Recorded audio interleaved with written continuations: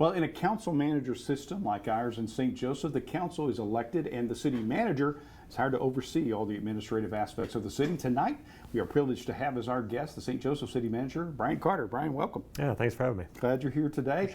And you've served the city quite a while, even before this position. You've been in this position about a year?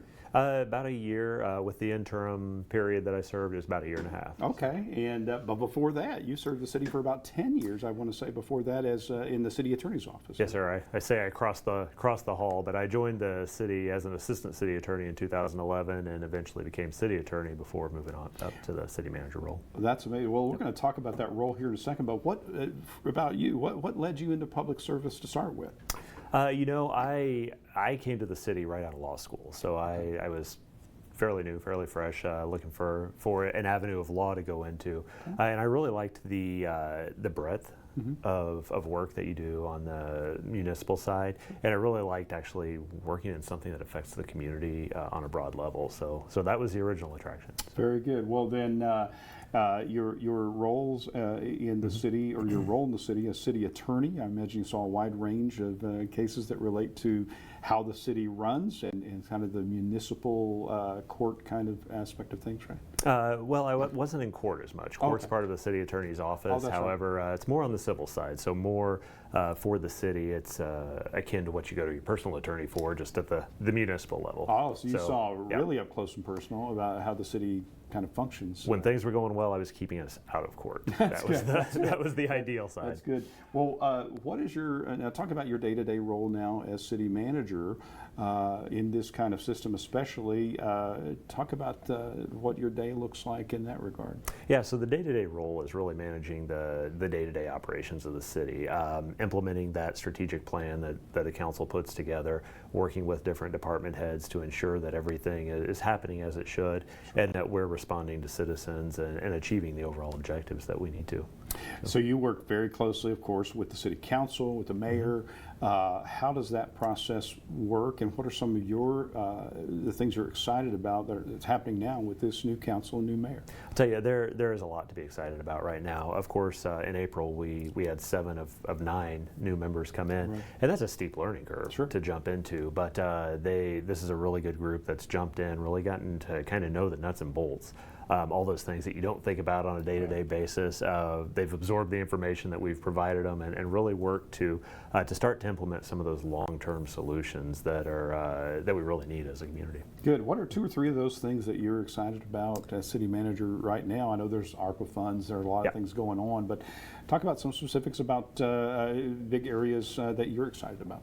Yeah, so you have the ARPA funds and those things sitting out there that are pretty specific projects, but I think the thing that I'm probably most just excited about is the general nature of the way things are going. We're really developing that, or further developing that service orientation, where it's about doing what's best for the community, seeing to it that the community is engaged and this is a great place to live, and we're working really closely with our community partners. So we're working, we have a history of working closely with them, but we're working as closely as ever with the school district, the Chamber of Commerce, Missouri Western, all of those entities that it really takes to be at the table and move the community forward. That's great. Now, why is it? I know you saw in your other roles some quick transitions in the city manager position. Yes, sir. Why do you think that? Without being specific about individuals, but why do you think that process happened, and why do you think it is a difficult thing to keep a city manager? Well, it really it's tough to say it's a difficult thing to keep one, because we did have one for 9 years. That's Bruce Woody served as city manager for the better part of a decade, and then we had an interim period in which the police chief served as city manager, with no intent of becoming the long-term city manager, and we hired a city manager who just was only here a handful of weeks before he decided to go to a different community. And then I stepped in as interim, and candidly I had the same ambitions the police chief did, and that was go back to the other office I started in before I really kind of latched onto the job and enjoyed it. So it looked like a lot when you put in the 9-year, the couple of interims and one short term, but it was really there was really just the one. The one. Yeah. And what are the parts of the job that you find most rewarding and most challenging? Most rewarding is just who you get to work with and what you get to see on a daily basis. I mean, you can be involved, you're involved in everything, and you get to know so much about what's going on in the community, about the folks in the community that are really making things happen. On the challenge side, it's, you know, you hear the talk of drinking from a fire hose. That's every day.